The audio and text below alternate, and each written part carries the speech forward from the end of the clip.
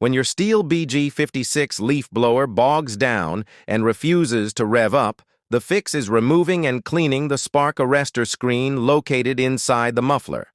A carbon-clogged screen traps exhaust gases, suffocating the engine and preventing it from reaching full operating speed. To access the screen, you need a standard T27 Torx driver. Locate the muffler on the side of the blower engine.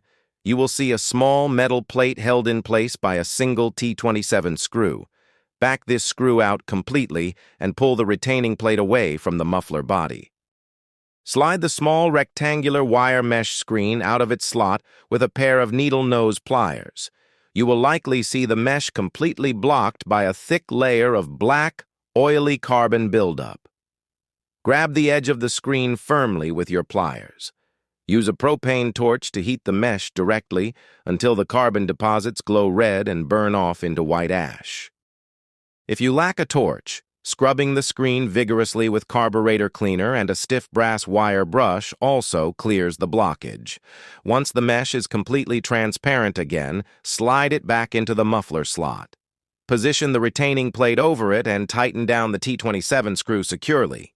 Fire up the blower, and it will instantly hit maximum RPM without hesitation.